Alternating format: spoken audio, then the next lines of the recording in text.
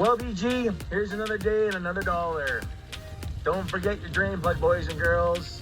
Oh, those drain plugs can definitely cause some issues out there on the water, so you better remember them, and also don't forget to hit the subscribe button to this channel, because if you're not subscribed, the Drain Plug Mafia might come grab yours. Welcome back, crew, to this week's episode of Boneheaded Boaters of the Week. Now, of course, drain plugs aren't the only thing out there in boating that causes havoc. For whatever reason, as boaters, we find plenty of ways to get ourselves in trouble without even having to worry about whether the drain plug's in the vessel or not. Now, don't get me wrong, boaters doing boneheaded things is nothing new. It's probably been happening since the beginning of boating. In fact, I'm sure if we go look somewhere, there's a drawing on a cave wall of a Viking crashing into a dock. All that's really happened over time is we've found ways to take those boneheaded moves to different extremes. As technology and things have advanced over our lifetimes, we've just found different ways to go ahead and take those boating extremes and make the mistakes even bigger than before.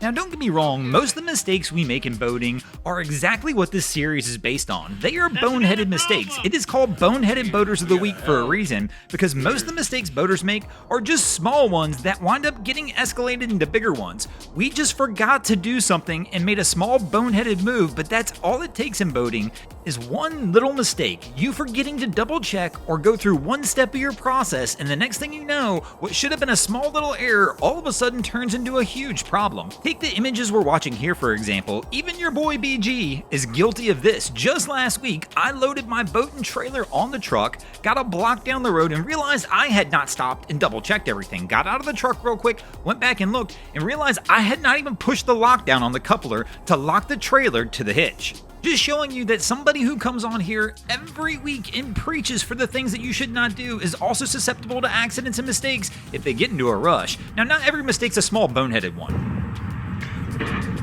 Some mistakes in boating may come at the hands of mechanical failure, which are difficult ones to avoid. And of course, some mistakes will be Darwinism at its finest. So one of the key things you need to do in boating is set yourself up for success. Go ahead and set yourself up with a checklist of items and things you need to do before you get out there on the water. That way you can just refer to that checklist every single time, and hopefully you don't pull the same move I pulled by forgetting to hook the coupler onto the trailer. And speaking of setting yourself up for success, that also includes keeping the proper tools with you while you're out on the vessel. You never know when you might have to fix something small, so having just a basic toolkit is something that is essential to keeping that boating day going. And speaking of having the proper tools, you can't forget in your toolkit should always be tow insurance. You never know when you're going to need it. It can save you a ton of time and ton of money. And time, that's one thing we can't put a price tag on, as these guys are able to keep their day going so long as the tow guy comes back to get them. Another boneheaded move we see made quite often in boating is going to be backseat drivers. One thing you always have to keep in mind when you're out on your boat, you are the captain of the vessel. You're going to get people who try and get on board your boat and tell you what to do or try and control what goes on with your vessel. As the captain, you always have to remember that is your responsibility. You can't let the other people out there dictate what you're doing on your boat, because the reality is if something goes wrong on your vessel, you're the one responsible and not them. So just let them know, but hey, if you don't like what I'm doing, you can go ahead and get off.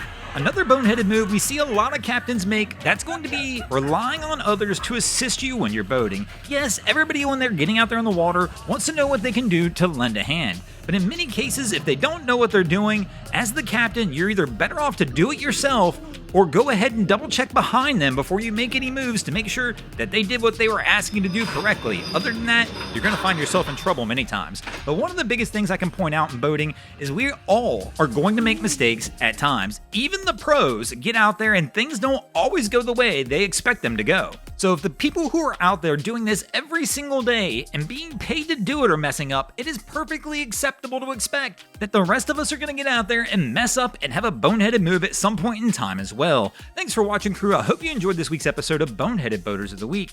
If you ever see anything crazy happening out on your waterways, be sure to hit us up on Facebook or Instagram and let us know, and you might see your stories over here. Just like Adam Coolidge, Salty Soul JKU, and Taylor Ross did this week. And if you guys haven't already, go ahead and drop an anchor on the subscribe button here.